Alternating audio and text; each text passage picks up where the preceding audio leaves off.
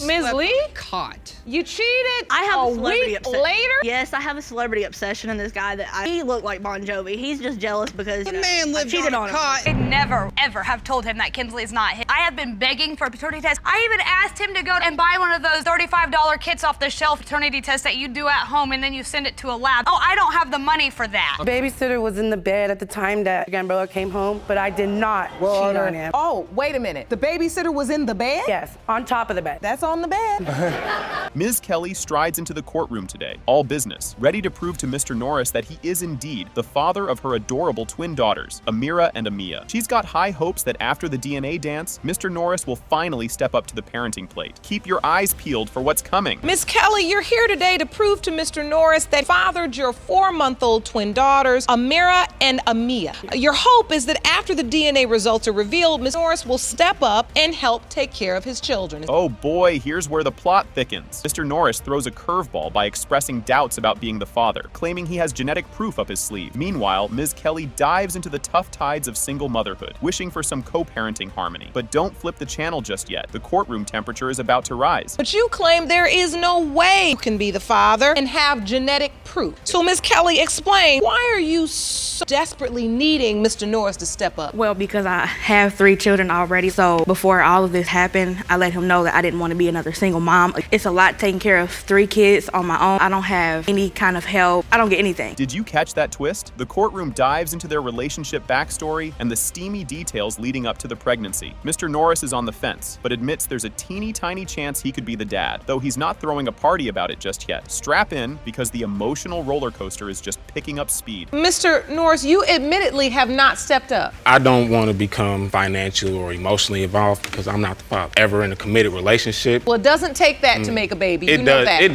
It doesn't take that. But when she told me that she was pregnant, I told her right then and there. I said, I'm not gonna sit here and say that there's no possible way I could be the father because we did have sex unprotected. I didn't finish the D. We had sex twice. The first time I remember it, but I remember not finishing. Just when you think it couldn't get spicier, we pivot to Mr. Norris's pile of doubts, fueled by whispers and side eyes about whether those kiddos really look like him. The plot's as thick as molasses now, and you'll definitely want to stick around for the scoop in the next frame. They don't look like me. I had a buddy of mine that worked with her. He told me that he had overheard her saying to somebody they were not my children, but they were her first child's father. That he was the father and it wasn't me. Did you ever tell anyone that, Miss Kelly? No, me and my first child's father are not even on talking terms. He's doing what he's doing. Grab your popcorn. This is getting good. Listen as Ms. Kelly lays out her heartbreak over Mr. Norris's ghost act, not providing a lick of support or a diaper to boot. She's juggling the single mom gig like a circus star. But wait, there's more drama just around the corner. He wouldn't do anything. He wasn't helping. He didn't provide. But he knows. He wasn't present. But he knows what it was between. Right, but what I'm saying to you is, why have unprotected sex with a man that you're not committed to? We're on the same page. I've not figured out what page that was. I know that now. Why would I have unprotected somebody I'm not with? Now I know that now because I'm back to being. And all this falls on you. At the end of the day, you see. You know, I'm the one with the kids, and I'm the one that has to take care of the kids. Hold on to your socks because they're about to be knocked off. Here, Mr. Norris details his radio silence during Ms. Kelly's pregnancy, blaming his doubts about daddy duty. He's all about emotional walls and not opening his wallet just yet. But the next revelation might just change everything. While she was pregnant, I called on a regular basis. It was never smooth conversation. It was never like, oh, well, I'm a little queasy today, better than yesterday, but you know, everything's... And you're not there. Who wants to talk But what on the all phone? can I do, Your Honor? I'm not carrying the child. Only thing I can do is check up on you. I already told you, for one, I'm not sure 100% that I am the father, and I'm not going to be in 100% because I have a 4-year-old that needs my time and my money. Here's a plot twist you didn't see coming. Mr. Norris steps up with some science, showing off his claims about the sickle cell trait conundrum. He's convinced neither he nor Ms. Kelly could be the genetic donors of that trait to the twins. But don't wander off. The expert's about to drop some knowledge bombs. These are the twins. They both have the sickle cell trait. Sickle cell trait can only be passed genetically, which means mother has to have it or the father. Once you're said to have the trait, 4 or 5 months later, you get the shot to see if you have it. You can have the trait and not have the disease. I don't have the sickle cell trait. I went further in investigating myself because my mother's like, well, that's your proof right there. Like, you're not the father. I needed a little bit more. I went to the hospital and I checked my record. Let's switch gears to some serious science talk. Dr. Witten Cherney waltzes into school everyone on what sickle sickle cell disease and trait really mean, debunking myths and dropping truths. It's a must-watch as the doc clears the fog with precision. And just ahead, the truth will finally be laid bare. I want to first understand, what exactly is sickle cell disease? Sickle cell disease is a blood disease. It's a disease of the red blood cells, where the red blood cells, they take on an unusual shape. They're sticky and they're fragile, and they block blood vessels. So one of the hallmarks of sickle cell disease is pain from time to time. And now, the moment of truth. Drum roll, please. The court's DNA reveal flips the script and confirms. It has been determined by this court. Mr. Norris, you are their father. Sickle cell and all.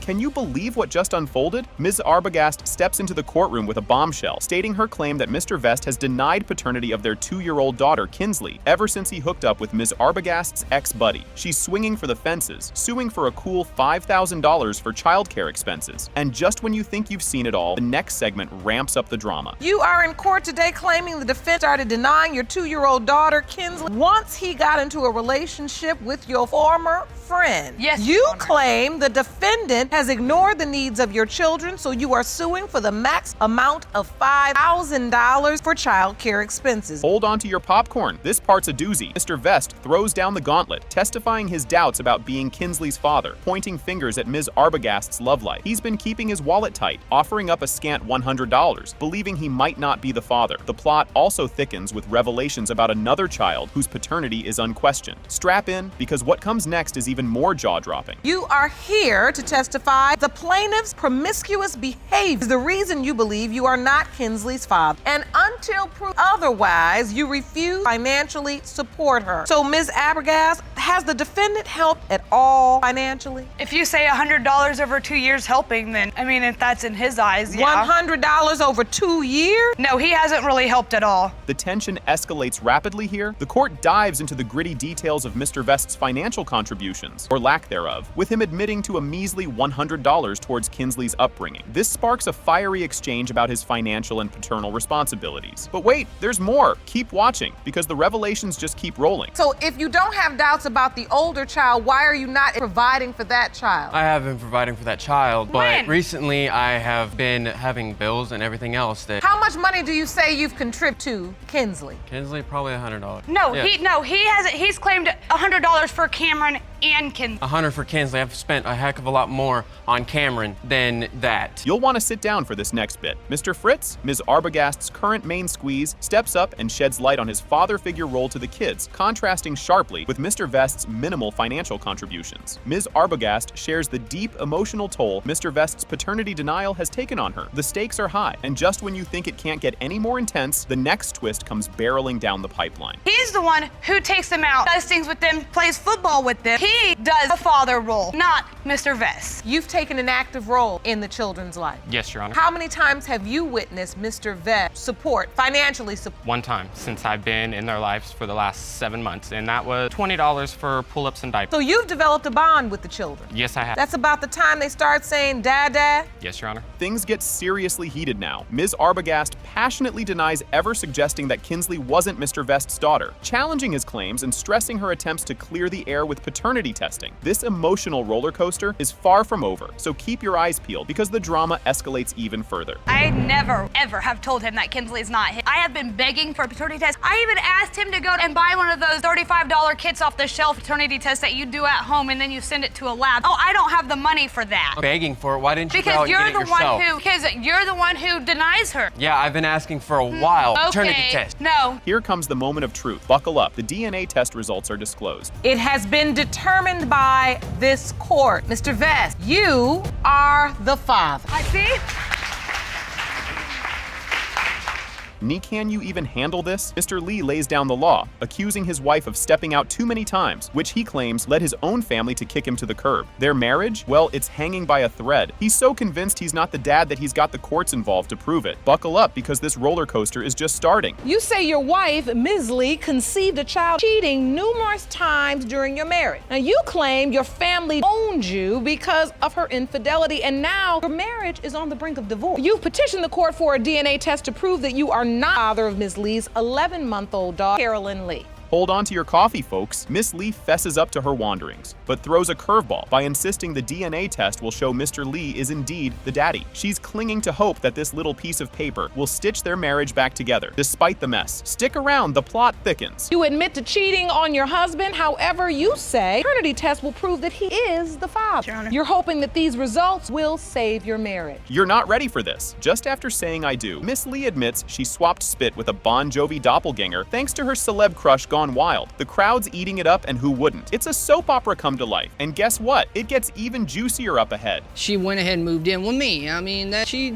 stayed there with me for a few days, and then like the following week, she was cheating on me with a guy she claimed that looked like Bon Jovi. She has The following week. Yeah, well, she said he looked like Bon Jovi. I said he looks more like the Wolfman. Dude, Ms. slept Lee? caught. You cheated I have a a celebrity week obsession. later? Yes, I have a celebrity obsession in this guy he looked like Bon Jovi. He's just jealous because The man I lived cheated on on a him. cot. Just when you thought it was safe to go back in the water, along comes the baby bombshell. Mr. Lee was all in, baby-proofing his heart and home. But whoops, doubts start creeping in mid-trial. With their marriage teetering like a Jenga tower, you won't believe what comes out next. Things had gotten a little better. Yeah, things So you got- felt like trust. I felt like I could trust her. I felt like that this was my. Now you're standing in court with a marriage on the brink, divorce. This is. And now you have doubt. Yeah, I have doubt because she revealed to me that he was there for me, but he never acknowledged, never sang to her, he never talked to her during the going for ultrasounds. He was either asleep in the room or he wouldn't even go. Brace yourself. This revelation hits like a left hook. Amidst the courtroom drama, Miss Lee drops another bomb. She cheated right after they gay-droit Nesra Nipwai. Kurgatawai 2 hours, he got engaged, and again, early in the pregnancy, Mr. Lee's still there, picking up the pieces. As for what happens next, you'll need to see it to believe it. told me after we left the OBGYN, well, you may not be the father. And then what did you say? Said, well,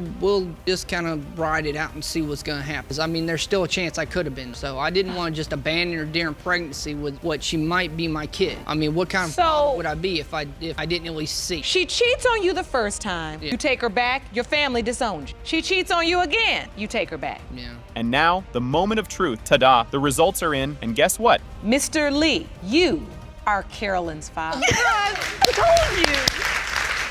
I told you.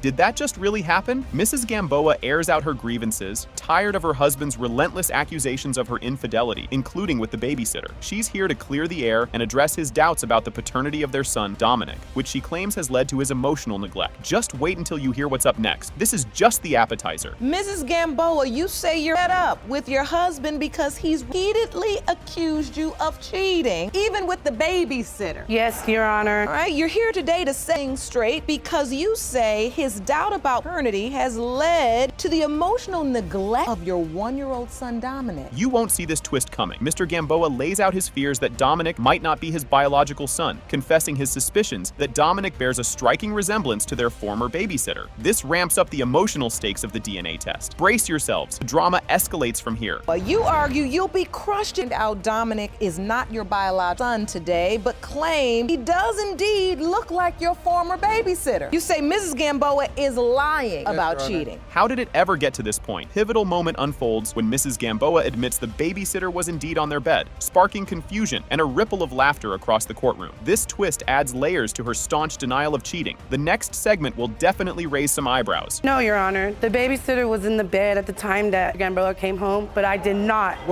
on him. Oh, wait a minute. The babysitter was in the bed? Yes, on top of the bed. That's on the bed. This twist is unbelievable! The plot thickens with the entry of Mr. Gamboa's stepfather, who shakes things up by claiming he informed Mr. Gamboa about the babysitter's suspicious presence in their bedroom. A stark contradiction to Mrs. Gamboa's previous assertion about the door being open. Hang tight, the revelations coming up are explosive. My stepfather had called me saying that the babysitter was asleep in my room on the floor with the door shut with my wife in there. The door wasn't shut, Your Honor. She said he was on the bed. Well, when I had got home that morning, he was on the bed. His stepfather doesn't like me to begin with. Mr. Gamboa knew he was in the room, and he only slept on the floor. Could this situation get any stickier? Mrs. Gamboa reveals that it was actually Mr. Gamboa's brilliant idea to have the male babysitter stay with them, as he was a mutual friend who needed shelter. She regrets this decision now, as it's only brought chaos into their marriage. The next piece of this puzzle will blow your mind. The thing happened was the male babysitter was Sijan in the first place. It was a mutual friend of ours And he knew more than I did. Discussed. And then he's not living with us at the time. And Mr. Gamboa offered him children. No, we had So you took in his children. Right. And ever since then, a living hell for me. I regret it till this day. I try to help a friend out. out. No one could have seen this coming. Tensions skyrocket as Mr. Gamboa expresses serious doubts about Dominic's resemblance to him, especially noting similarities between Dominic and the babysitter, like their walk and physical features. Strap in. The next details are jaw-dropping. You think this child, Dominic, looks like the babysitter? Yes, Your Honor. Just like his father. He has the same dimple as our other son. He walks like him. I mean, the babysitter walks like me too. And No, he look doesn't. at the back of his No, head. the baby's- The back shape of his head too looks just like the babysitter. This is absolutely heart-wrenching. The spotlight is on the emotional chasm between Mr. Gamboa and Dominic. Mr. Gamboa openly admits he hasn't bonded with Dominic, highlighting their painfully strained relationship. Keep watching. The emotional roller coaster is just getting started. Have you bonded with the child? No, I haven't. Child, he's a year-old, handsome young man. He's mostly with his mom. He will not come to me. He cries. He doesn't do anything with him. He Well, doesn't. the time I was, he don't change the diaper. He don't pick him up. The time with our first son, I was always. I didn't. I Okay, wasn't just working. one moment. That is Dominic at 1 year old. This turn of events is a major game changer. In a dramatic twist, Mr. Gamboa exits the hospital for 2 days straight after Dominic's birth, amplifying Mrs. Gamboa's concerns about his dedication to their family. What unfolds next will truly astonish you. You don't come back 2 days and you say you sent someone to pick her up because you had to work, but you worked great. Yeah, so but where were you all day? I did pick her up. We had bills, Exactly. a roof so my over your question head. is, was there a part of you that got out of those hospital doors, replaying over and over again, is this or is this not my son? Your Honor. Who could have predicted this turn of events? The courtroom's tension hits a peak when Mrs. Gamboa owns up to a grave lapse in judgment by allowing the babysitter to sleep in their room, which she admits has worsened the marital strife. The conclusion of this saga is something you just can't miss. I don't know any man that's gonna tell another man that it's okay to room with my wife when I have, what, 4 other No, Your bedrooms? Honor. Even if I know, I admit that. just get your children, bring them into your room, and then they can have the other room. That's what I made the big mistake